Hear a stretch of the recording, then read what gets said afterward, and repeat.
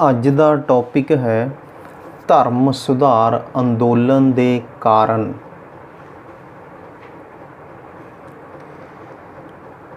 16ਵੀਂ ਸਦੀ ਦੇ ਵਿੱਚ ਕੈਥੋਲਿਕ ਚਰਚ ਵਿੱਚ ਪ੍ਰਚਲਿਤ ਬੁਰਾਈਆਂ ਨੂੰ ਦੂਰ ਕਰਨ ਤੇ ਪ੍ਰਚਲਿਤ ਈਸਾਈ ਧਰਮ ਵਿੱਚ ਸੁਧਾਰ ਕਰਨ ਲਈ ਯੂਰਪੀ ਦੇਸ਼ਾਂ ਵਿੱਚ ਇੱਕ ਅਤੀ ਮਹੱਤਵਪੂਰਨ ਅੰਦੋਲਨ ਚੱਲਿਆ ਜੋ ਧਰਮ ਸੁਧਾਰ ਅੰਦੋਲਨ ਜਾਂ ਪ੍ਰੋਟੈਸਟੈਂਟ ਅੰਦੋਲਨ ਦੇ ਨਾਮ ਨਾਲ ਪ੍ਰਸਿੱਧ ਹੋਇਆ। ਪੁਨਰ ਜਾਗਰਣ ਦੀ ਤਰ੍ਹਾਂ ਹੀ ਧਰਮ ਸੁਧਾਰ ਅੰਦੋਲਨ ਕੋਈ ਅਚਾਨਕ ਪੈਦਾ ਹੋ ਜਾਣ ਵਾਲੀ ਲਹਿਰ ਨਹੀਂ ਸੀ।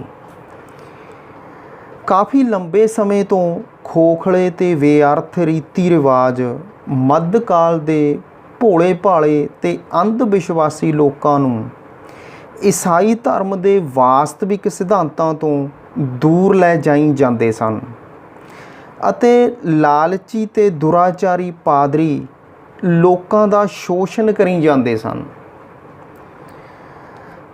ਪਰ ਇਸ ਬਹੁਪੱਖੀ ਅੰਦੋਲਨ ਦੇ ਕਾਰਨ ਕੇਵਲ ਧਾਰਮਿਕ ਹੀ ਨਹੀਂ ਸਗੋਂ ਰਾਜਨੀਤਿਕ ਅਤੇ ਆਰਥਿਕ ਵੀ ਸਨ। ਪਹਿਲਾ ਕਾਰਨ ਹੈ ਚਰਚ ਵਿੱਚ ਬੁਰਾਈਆਂ। ਧਰਮ ਸੁਧਾਰ ਅੰਦੋਲਨ ਦਾ ਮੂਲ ਕਾਰਨ ਚਰਚ ਵਿੱਚ ਪ੍ਰਚਲਿਤ ਬੁਰਾਈਆਂ ਸਨ ਜੋ ਪਿਛਲੀਆਂ ਲਗਭਗ 2 ਸਦੀਆਂ ਤੋਂ ਚਰਚ ਨੂੰ ਬਦਨਾਮ ਕਰ ਰਹੀਆਂ ਸਨ। ਚਰਚ ਦੇ ਸਭ ਤੋਂ ਉੱਚੇ ਅਧਿਕਾਰੀ ਤੋਂ ਲੈ ਕੇ ਸਭ ਤੋਂ ਛੋਟੇ ਪਾਦਰੀ ਤੱਕ ਚਰਚ ਦਾ ਸਾਰਾ ਸੰਗਠਨ ਭ੍ਰਿਸ਼ਟਾਚਾਰ ਤੇ ਦੁਰਾਚਾਰ ਦਾ ਸ਼ਿਕਾਰ ਹੋ ਗਿਆ ਸੀ। ਚਰਚ ਦੇ ਸਾਰੇ ਅਧਿਕਾਰੀ ਆਪਣੇ ਧਰਮ ਸੰਬੰਧੀ ਕਰਤੱਵਾਂ ਦੀ ਉਚਿਤ ਪਾਲਣਾ ਨਹੀਂ ਕਰਦੇ ਸਨ ਅਤੇ ਉਹਨਾਂ ਵਿੱਚੋਂ ਬਹੁਤ ਸਾਰੇ ਲਾਲਚੀ ਹੋ ਗਏ ਸਨ ਅਤੇ ਰਾਜਿਆਂ ਤੇ ਰਾਜਕੁਮਾਰਾਂ ਦੀ ਤਰ੍ਹਾਂ ਜੀਵਨ ਬਤੀਤ ਕਰ ਰਹੇ ਸਨ। ਪਾਦਰੀਆਂ ਤੋਂ ਉੱਚ ਕੋਟੀ ਦੇ ਪਵਿੱਤਰ ਨੈਤਿਕ ਜੀਵਨ ਬਤੀਤ ਕਰਨ ਦੀ ਉਮੀਦ ਕੀਤੀ ਜਾਂਦੀ ਸੀ।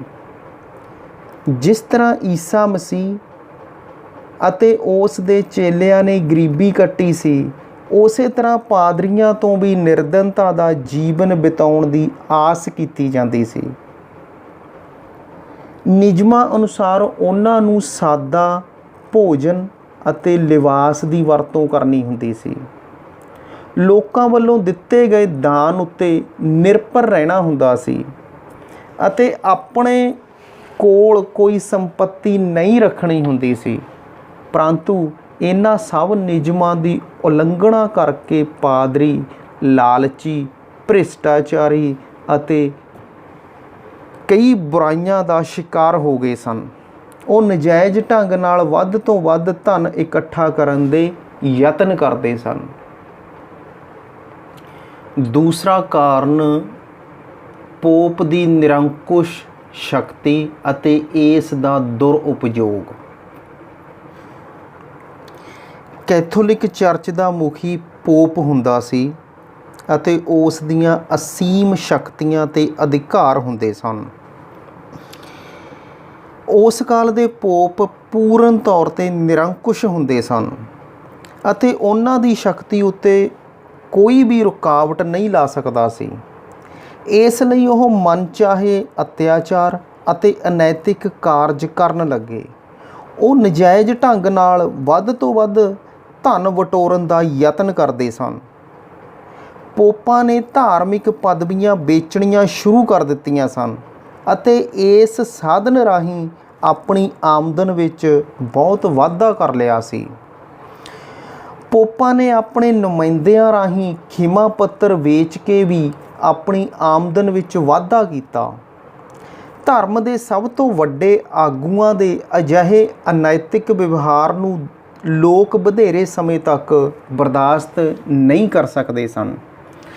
ਧਰਮ ਸੁਧਾਰ ਅੰਦੋਲਨ ਪੋਪਾਂ ਦੇ ਅਜਿਹੇ ਵਿਵਹਾਰ ਦੇ ਖਿਲਾਫ ਹੀ ਖੁੱਲ੍ਹਾ ਵਿਦਰੋਹ ਸੀ। ਤੀਸਰਾ ਹੈ ਚਰਚ ਦੀ ਵਿਸ਼ਾਲ ਧਨ ਸੰਪੱਤੀ। ਵੱਖ-ਵੱਖ ਯੂਰਪੀ ਦੇਸ਼ਾਂ ਵਿੱਚ ਚਰਚ ਅਤੇ ਇਸ ਦੇ ਅਧਿਕਾਰੀ ਵਿਸ਼ਾਲ ਧਨ ਸੰਪत्ति ਦੇ ਮਾਲਕ ਬਣ ਗਏ ਸਨ। ਕਿਹਾ ਜਾਂਦਾ ਹੈ ਕਿ ਜਰਮਨੀ ਵਿੱਚ ਚਰਚ ਦੇ ਕੋਲ ਕੁੱਲ ਸੰਪत्ति ਦਾ ਲਗਭਗ ਅੱਧਾ ਭਾਗ ਸੀ। ਇਟਲੀ ਵਿੱਚ ਚਰਚ ਕੋਲ ਪੋਪ ਦੇ ਇਲਾਕਿਆਂ ਵਜੋਂ ਸਾਰੇ ਪ੍ਰਾਇਦੀਪ ਦਾ ਤੀਜਾ ਭਾਗ ਸੀ। ਇਸੇ ਤਰ੍ਹਾਂ ਫਰਾਂਸ ਅਤੇ ਦੂਜੇ ਦੇਸ਼ਾਂ ਵਿੱਚ ਵੀ ਚਰਚ ਕੋਲ ਦੇਸ਼ ਦੀ ਸੰਪत्ति ਦਾ ਕਾਫੀ ਵੱਡਾ ਭਾਗ ਸੀ। ਚਰਚ ਦੀ ਵਿਸ਼ਾਲ ਅਤੇ ਨਿਤ ਵੱਧ ਰਹੀ ਸੰਪत्ति ਦੇ ਕਈ ਸਾਧਨ ਸਨ, ਜਿਵੇਂ ਈਸਾਈ ਪਰਿਵਾਰਾਂ ਵੱਲੋਂ ਵਿਰਾਸਤ ਵਿੱਚ ਦਿੱਤੀ ਗਈ ਸੰਪत्ति ਦਾ ਕੁਝ ਭਾਗ ਅਸੁਰੱਖਿਆ ਕਾਰਨ ਚਰਚ ਨੂੰ ਨਿਸ਼ਚਿਤ ਸਮੇਂ ਲਈ ਦਿੱਤੀ ਗਈ ਸੰਪत्ति ਜੋ ਸੰਬੰਧਿਤ ਵਿਅਕਤੀ ਦੀ ਮੌਤ ਪਿੱਛੋਂ ਚਰਚ ਦੀ ਸਥਾਈ ਸੰਪत्ति ਬਣ ਜਾਂਦੀ ਸੀ। ਧਰਮ ਯੁੱਧ ਕਰਨ ਵਾਲਿਆਂ ਵੱਲੋਂ ਚਰਚ ਨੂੰ ਵੇਚੀ ਗਈ ਜਾਂ ਚਰਚ ਕੋਲ ਗਹਿਣੇ ਰੱਖੀ ਗਈ ਸੰਪत्ति। ਇਸੇ ਤਰ੍ਹਾਂ ਚਰਚ ਨੂੰ ਦਿੱਤੀ ਗਈ ਬੰਜਰ ਜ਼ਮੀਨ ਜੋ ਬਾਅਦ ਵਿੱਚ ਖੇਤੀ ਯੋਗ ਬਣਾ ਲਈ ਗਈ ਆਦਿ ਸਾਧਨ ਸਨ। ਇਸ ਤੋਂ ਇਲਾਵਾ ਕਿਸਾਨਾਂ ਤੋਂ ਪ੍ਰਾਪਤ ਪੈਦਾਵਾਰ ਦਾ 10ਵਾਂ ਭਾਗ ਵੀ ਚਰਚ ਦੀ ਆਮਦਨ ਦਾ ਇੱਕ ਹੋਰ ਵੱਡਾ ਸਾਧਨ ਸੀ। ਚਰਚ ਦੀ ਸੰਪत्ति ਉੱਤੇ ਰਾਜ ਵੱਲੋਂ ਕੋਈ ਟੈਕਸ ਨਹੀਂ ਲਗਾਇਆ ਜਾਂਦਾ ਸੀ। ਜਦੋਂ ਚਰਚ ਵਿੱਚ ਭ੍ਰਿਸ਼ਟਾਚਾਰ ਬਹੁਤ ਵੱਧ ਗਿਆ ਅਤੇ ਪਾਦਰੀਆਂ ਨੇ ਧਾਰਮਿਕ ਕੰਮਾਂ ਤੇ ਗਰੀਬ ਲੋਕਾਂ ਦੀ ਸਹਾਇਤਾ ਉੱਤੇ ਧਨ ਖਰਚਣ ਦੀ ਬਜਾਏ ਆਪਣੇ ਸਵਾਰਥੀ ਹਿੱਤਾਂ ਅਤੇ ਐਸ਼ ਇਸ਼ਰਤ ਉੱਤੇ ਧਨ ਖਰਚਣਾ ਸ਼ੁਰੂ ਕਰ ਦਿੱਤਾ ਤਾਂ ਲੋਕ ਚਰਚ ਦੇ ਖਿਲਾਫ ਹੋ ਗਏ। ਅਜਿਹੀਆਂ ਪਰਿਸਥਿਤੀਆਂ ਵਿੱਚ ਵੱਖ-ਵੱਖ ਦੇਸ਼ਾਂ ਦੇ ਰਾਜੇ ਅਤੇ ਲੋਕ ਚਰਚ ਦੀ ਸੰਪत्ति ਖੋਹ ਕੇ ਦੇਸ਼ ਵਾਸੀਆਂ ਦੇ ਹਿੱਤਾਂ ਲਈ ਵਰਤੋਂ ਕਰਨ ਦੇ ਪੱਖ ਵਿੱਚ ਸਨ। ਚੌਥਾ ਹੈ ਧਰਮ ਅਦਾਲਤਾਂ ਤੋਂ ਅਸੰਤੁਸ਼ਟਤਾ।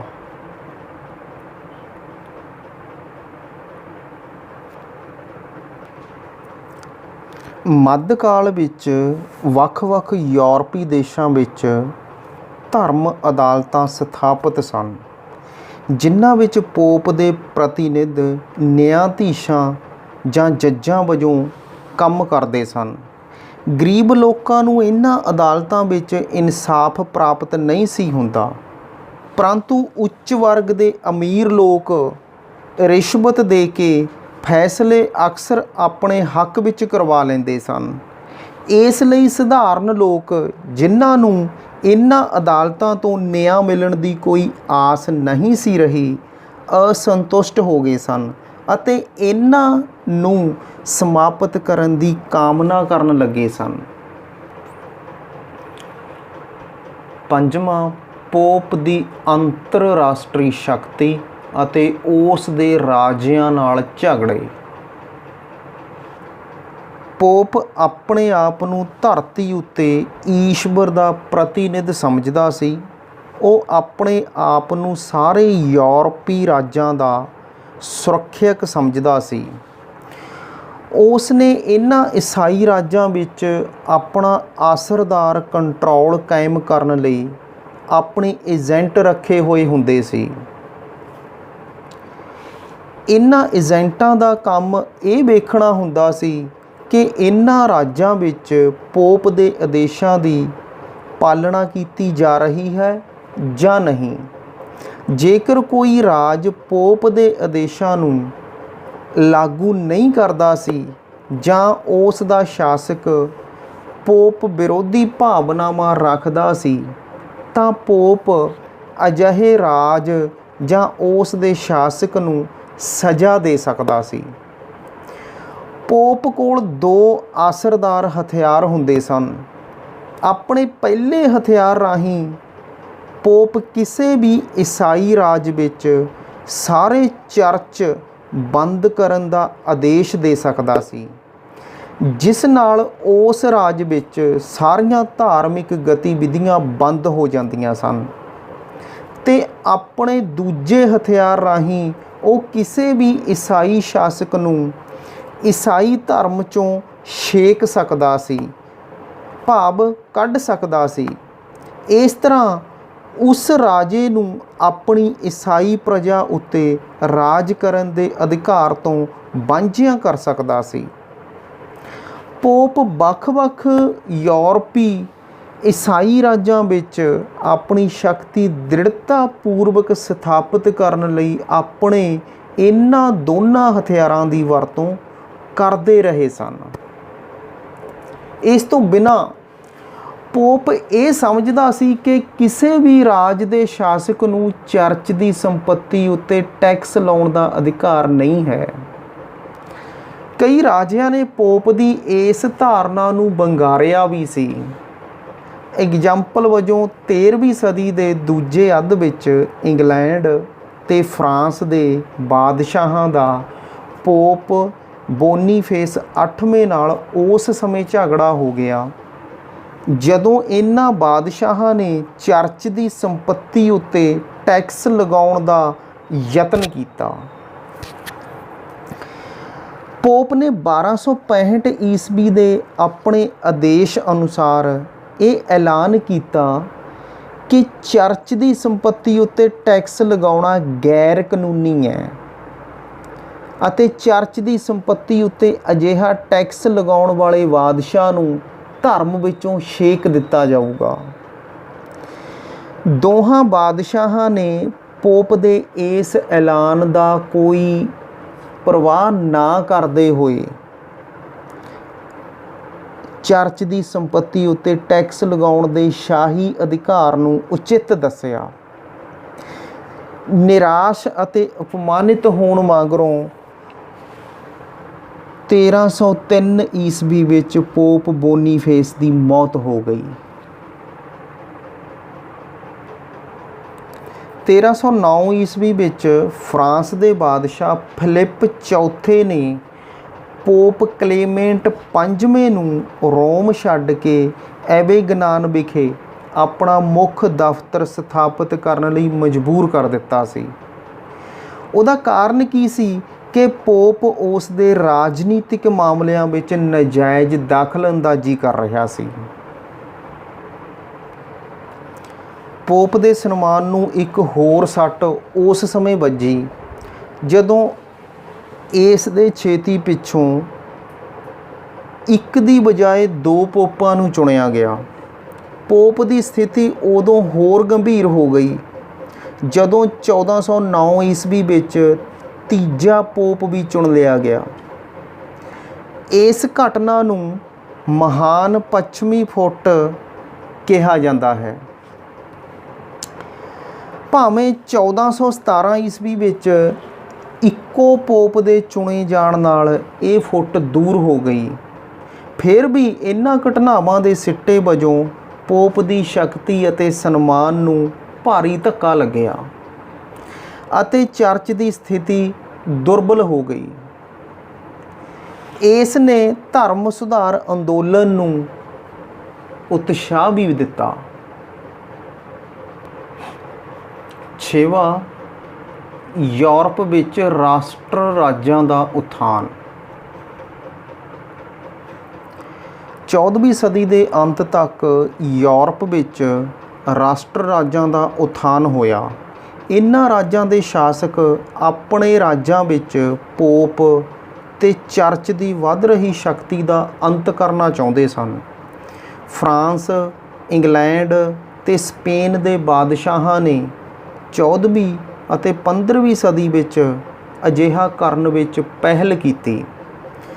ਉਹਨਾਂ ਨੇ ਪੋਪ ਦੇ ਆਦੇਸ਼ ਦੀ ਉਲੰਘਣਾ ਕਰਦੇ ਹੋਏ ਚਰਚ ਦੀ ਸੰਪत्ति ਉੱਤੇ ਟੈਕਸ ਲਗਾਉਣ ਦਾ ਆਪਣਾ ਅਧਿਕਾਰ ਉਚਿਤ ਦੱਸਿਆ।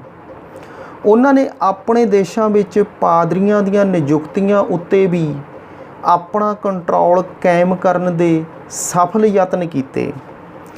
ਉਹ ਆਪਣੇ ਰਾਜਾਂ ਦੇ ਚਰਚਾਂ ਵੱਲੋਂ ਪੋਪ ਨੂੰ ਧਨ ਰਾਸ਼ੀ ਭੇਜਣ ਦੀ ਪ੍ਰਥਾ ਨੂੰ ਵੀ ਠੀਕ ਨਹੀਂ ਸਮਝਦੇ ਸਨ। ਉਹ ਪੋਪ ਦੇ ਈਸਾਈ ਰਾਜਾਂ ਵਿੱਚ ਚਰਚ ਨੂੰ ਬੰਦ ਕਰਨ ਦਾ ਆਦੇਸ਼ ਦੇਣ ਅਤੇ ਪੋਪ ਦੇ ਕਿਸੇ ਵੀ ਈਸਾਈ ਰਾਜ ਦੇ ਸ਼ਾਸਕ ਜਾਂ ਵਿਅਕਤੀ ਨੂੰ ਧਰਮ ਵਿੱਚੋਂ ਛੇਕ ਦੇਣ ਦਾ ਆਦੇਸ਼ ਦੇਣ ਦੇ ਅਧਿਕਾਰ ਨੂੰ ਅਨੁਚਿਤ ਸਮਝਦੇ ਸਨ। ਉਹ ਆਪਣੇ ਰਾਜਾਂ ਵਿੱਚ ਪੋਪ ਦੇ ਕੰਟਰੋਲ ਅਧੀਨ ਧਰਮ ਅਦਾਲਤਾਂ ਦੀ ਹੋਂਦ ਦੇ ਵੀ ਖਿਲਾਫ ਸਨ। ਰਾਸ਼ਟਰ ਰਾਜਾਂ ਦੇ ਸ਼ਾਸਕ ਅਤੇ ਲੋਕ ਚਰਚ ਦੀ ਵਿਸ਼ਾਲ ਧਨ ਸੰਪੱਤੀ ਤੋਂ ਵੀ ਈਰਖਾ ਕਰਦੇ ਸਨ ਅਤੇ ਇਸ ਦੀ ਆਪਣੇ ਰਾਜਾਂ ਦੀ ਭਲਾਈ ਲਈ ਵਰਤੋਂ ਕਰਨਾ ਚਾਹੁੰਦੇ ਸਨ। ਮੱਧ ਵਰਗ ਦਾ ਯੋਗਦਾਨ। ਮੱਧ ਵਰਗ ਦੇ ਲੋਕ ਪੜ੍ਹੇ ਲਿਖੇ, ਸੁਘੜ ਤੇ ਭੌਤਿਕਵਾਦੀ ਵਿਚਾਰਾਂ ਦੇ ਸਨ। ਉਹ ਚਰਚ ਰਾਹੀਂ ਪ੍ਰਚਲਿਤ ਕੀਤੇ ਗਏ ਗਰੀਬੀ ਤੇ ਤਪੱਸਿਆ ਦੇ ਸਿਧਾਂਤਾਂ ਨੂੰ ਸਵੀਕਾਰ ਕਰਨ ਲਈ ਤਿਆਰ ਨਹੀਂ ਸਨ। ਉਹ ਗਰੀਬੀ ਨੂੰ ਇੱਕ ਗੁਣ ਦੀ ਥਾਂ ਇੱਕ ਸਮਾਜਿਕ ਬੁਰਾਈ ਮੰਨਦੇ ਸਨ। ਆਪਣੇ ਕੰਮਕਾਰ ਦੇ ਵਿੱਚ ਰੁੱਝੇ ਮੱਧ ਵਰਗ ਦੇ ਮਿਹਨਤੀ ਲੋਕ ਸੰਸਾਰ ਤਿਆਗ ਤੇ ਤਪੱਸਿਆ ਨੂੰ ਮੁਕਤੀ ਪ੍ਰਾਪਤ ਕਰਨ ਦੇ ਪੱਖੋਂ ਵਿਅਰਥ ਦੀ ਮੂਰਖਤਾ ਸਮਝਦੇ ਸਨ। ਉਹਨਾਂ ਨੇ ਚਰਚ ਰਾਹੀਂ ਨਜਾਇਜ਼ ਢੰਗ ਨਾਲ ਇਕੱਠੀ ਕੀਤੀ ਗਈ ਧਨ ਸੰਪੱਤੀ ਅਤੇ ਇਸ ਦੀ ਪਾਦਰੀਆਂ ਦੇ ਵੱਲੋਂ ਸਵਾਰਥੀ ਹਿੱਤਾਂ ਲਈ ਵਰਤੋਂ ਦਾ ਕਰੜਾ ਵਿਰੋਧ ਵੀ ਕੀਤਾ ਸੀ। ਉਹ ਚਰਚ ਦੀਆਂ ਵਿਸ਼ਾਲ ਜ਼ਮੀਨਾਂ ਨੂੰ ਆਪ ਖਰੀਦਣ ਦੀ ਲਾਲਸਾ ਰੱਖਦੇ ਸਨ। ਇਸ ਲਈ ਵਿਸ਼ਾਲ ਦੌਲਤ ਦੀ ਰਾਸ਼ਟਰੀ ਹਿੱਤਾਂ ਵਿੱਚ ਵਰਤੋਂ ਕੀਤੇ ਜਾਣ ਦੇ ਵੀ ਪੱਖ ਵਿੱਚ ਸਨ। 16ਵੀਂ ਸਦੀ ਦੇ ਆਰੰਭ ਵਿੱਚ ਵੱਖ-ਵੱਖ ਯੂਰਪੀ ਦੇਸ਼ਾਂ ਦੇ ਵਿੱਚ ਮੱਧ ਸ਼੍ਰੇਣੀ ਦੇ ਲੋਕ ਸ਼ਾਸਕਾਂ ਦੇ ਨੇੜੇ ਆ ਰਹੇ ਸਨ ਅਤੇ ਦੋਵੇਂ ਹੀ ਪੋਪ ਤੇ ਚਰਚ ਨੂੰ ਪ੍ਰਭਾਵਹੀਣ ਕਰਨਾ ਰਾਸ਼ਟਰੀ ਹਿੱਤ ਵਿੱਚ ਸਮਝਦੇ ਸਨ। ਪੁਨਰ ਜਾਗਰਣ ਦਾ ਪ੍ਰਭਾਵ। ਕਿਹਾ ਜਾਂਦਾ ਹੈ ਕਿ ਪੁਨਰ ਜਾਗਰਣ ਦੇ ਪ੍ਰਭਾਵ ਹੇਠ ਹੀ ਧਰਮ ਸੁਧਾਰ ਅੰਦੋਲਨ ਸੰਭਵ ਹੋ ਸਕਿਆ। ਮੱਧ ਯੁੱਗ ਦਾ ਆਦਰਸ਼ ਦੂਜੀ ਦੁਨੀਆ ਸੀ। ਪੁਨਰ ਜਾਗਰਣ ਦਾ ਆਦਰਸ਼ ਵਰਤਮਾਨ ਦੁਨੀਆ ਸੀ। ਚਰਚ ਪੁਰਾਣੇ ਆਦਰਸ਼ ਦੀ ਨੁਮਾਇੰਦਗੀ ਕਰਦਾ ਸੀ ਅਤੇ ਨਾਲ ਹੀ ਲੋਕਾਂ ਨੂੰ ਪਰਲੋਕ ਸੁਧਾਰਨ ਲਈ ਗਰੀਬੀ ਅਤੇ ਤਪੱਸਿਆ ਦਾ ਆਸਰਾ ਲੈਣ ਲਈ ਪ੍ਰੇਰਿਤ ਕਰਦਾ ਰਿਹਾ ਸੀ। ਪੁਨਰ ਜਾਗਰਣ ਨੇ ਲੋਕਾਂ ਦੇ ਦ੍ਰਿਸ਼ਟੀਕੋਣ ਵਿੱਚ ਕ੍ਰਾਂਤੀਕਾਰੀ ਪਰਿਵਰਤਨ ਲੈ ਆਂਦਾ। ਇਸ ਨੇ ਲੋਕਾਂ ਵਿੱਚ ਅੰਧ ਵਿਸ਼ਵਾਸ ਖਤਮ ਕਰਕੇ ਉਹਨਾਂ ਨੂੰ ਸ਼ੰਕਾਵਾਦੀ, ਮਾਨਵਵਾਦੀ, ਭੌਤਿਕਵਾਦੀ ਬਣਾ ਦਿੱਤਾ। ਹੁਣ ਲੋਕ ਪਰੰਪਰਾਗਤ ਸੰਸਥਾ ਨੂੰ ਤਰਕ ਦੀ ਕਸੌਟੀ ਉੱਤੇ ਪਰਖਣ ਲੱਗੇ। ਇਸ ਕਾਲ ਦੇ ਵਿਦਵਾਨਾਂ ਅਤੇ ਮਾਨਵਤਾਵਾਦੀਆਂ ਨੇ ਚਰਚ ਵਿੱਚ ਪ੍ਰਚਲਿਤ ਬੁਰਾਈਆਂ ਦੀ ਸਖਤ ਸ਼ਬਦਾਂ ਵਿੱਚ ਨਿਖੇਧੀ ਕੀਤੀ। ਅਜਿਹੀਆਂ ਪ੍ਰਸਥਿਤੀਆਂ ਦੇ ਵਿੱਚ ਕਈ ਯੂਰਪੀ ਦੇਸ਼ਾਂ ਵਿੱਚ ਲੋਕਾਂ ਦਾ ਪੋਪ ਅਤੇ ਉਸ ਦੇ ਸਮਰਥਕ ਪਾਦਰੀਆਂ ਉੱਤੇ ਈਸਾਈ ਧਰਮ ਦੇ ਸੱਚੇ ਰੱਖਿਅਕਾਂ ਵਜੋਂ ਵਿਸ਼ਵਾਸ ਉੱਠ ਗਿਆ ਸੀ। ਮੁੱਢਲੇ ਸੁਧਾਰਕਾਂ ਦੇ ਯਤਨ। 14ਵੀਂ ਅਤੇ 15ਵੀਂ ਸਦੀ ਵਿੱਚ ਇੰਗਲੈਂਡ ਅਤੇ ਕੁਝ ਹੋਰ ਯੂਰਪੀ ਦੇਸ਼ਾਂ ਵਿੱਚ ਕਈ ਸੁਧਾਰਕ ਹੋਏ ਜਿਨ੍ਹਾਂ ਨੇ ਆਪਣੇ ਪ੍ਰਚਾਰ ਰਾਹੀਂ ਧਰਮ ਸੁਧਾਰ ਅੰਦੋਲਨ ਦੇ ਬੀਜ ਦਿੱਤੇ। ਇਹਨਾਂ ਵਿੱਚੋਂ ਜੌਨ ਵਾਈਕਲਿਫ ਸਭ ਤੋਂ ਪ੍ਰਸਿੱਧ ਸੀ। ਉਹ ਆਕਸਫੋਰਡ ਵਿੱਚ ਇੱਕ ਪ੍ਰੋਫੈਸਰ ਸੀ ਅਤੇ ਉਸ ਨੇ ਪੋਪ ਤੇ ਚਰਚ ਵਿਰੁੱਧ ਜ਼ੋਰਦਾਰ ਪ੍ਰਚਾਰ ਕੀਤਾ। ਖੋਖਲੇ ਰੀਤੀ ਰਿਵਾਜਾਂ ਦਾ ਖੰਡਨ ਕੀਤਾ ਅਤੇ ਬਾਈਬਲ ਉੱਤੇ ਆਧਾਰਿਤ ਈਸਾਈ ਧਰਮ ਦੇ ਵਾਸਤਵਿਕ ਸਿਧਾਂਤਾਂ ਦਾ ਪ੍ਰਚਾਰ ਕੀਤਾ। ਉਸ ਦੇ ਚਰਚ ਵਿਰੋਧੀ ਵਿਚਾਰਾਂ ਕਰਕੇ ਪੋਪ ਦੇ ਆਦੇਸ਼ ਅਨੁਸਾਰ ਉਸ ਨੂੰ ਈਸਾਈ ਧਰਮ ਵਿੱਚੋਂ ਛੇਕ ਦਿੱਤਾ ਗਿਆ। ਉਸ ਦੇ ਬਹੁਤ ਸਾਰੇ ਚੇਲਿਆਂ ਵਿੱਚੋਂ ਬੋਹੇਮੀਆ ਦਾ ਜਾਨ ਹਸ ਸਭ ਤੋਂ ਪ੍ਰਸਿੱਧ ਸੀ। ਉਸ ਨੇ ਆਪਣੇ ਉਸਤਾਦ ਦੀਆਂ ਸਿੱਖਿਆਵਾਂ ਨੂੰ ਹਰਮਨ ਪਿਆਰਾ ਬਣਾਉਣ ਲਈ ਘੋਰ ਯਤਨ ਕੀਤੇ, ਜਿਨ੍ਹਾਂ ਵਿੱਚ ਉਸ ਨੂੰ ਕਾਫੀ ਹੱਦ ਤੱਕ ਸਫਲਤਾ ਵੀ ਪ੍ਰਾਪਤ ਹੋਈ। ਉਸ ਨੂੰ ਵੀ ਪੋਪ ਦੇ ਆਦੇਸ਼ ਅਨੁਸਾਰ ਈਸਾਈ ਧਰਮ ਵਿੱਚੋਂ ਛੇਕ ਦਿੱਤਾ ਗਿਆ। ਉਸ ਨੇ ਗੁੱਸੇ ਦੇ ਵਿੱਚ ਆ ਕੇ ਪੋਪ ਦੇ ਇਸ ਆਦੇਸ਼ ਪੱਤਰ ਨੂੰ ਸਾੜ ਦਿੱਤਾ। ਅੰਤ ਵਿੱਚ 1414 ਈਸਵੀ ਵਿੱਚ ਉਸ ਨੂੰ ਕੁਝ ਸਾਥੀਆਂ ਸਮੇਤ ਜਿਉਂਦਿਆਂ ਹੀ ਸਾੜ ਦਿੱਤਾ ਗਿਆ, ਜਿਸ ਨਾਲ ਸਾਰੇ ਯੂਰਪ ਦੇ ਵਿੱਚ ਸ਼ੋਕ ਦੀ ਲਹਿਰ ਦੌੜ ਗਈ। ਇਸ ਪਿੱਛੋਂ ਡੱਚ ਵਿਦਵਾਨ ਇਰਾਸਮਸ ਨੇ ਚਰਚ ਸੁਧਾਰ ਅੰਦੋਲਨ ਚਲਾਇਆ। ਉਸ ਨੇ ਲਾਤੀਨੀ ਭਾਸ਼ਾ ਵਿੱਚ ਬਾਈਬਲ ਦਾ ਨਵਾਂ ਰੂਪਾਂਤਰ ਤਿਆਰ ਕੀਤਾ।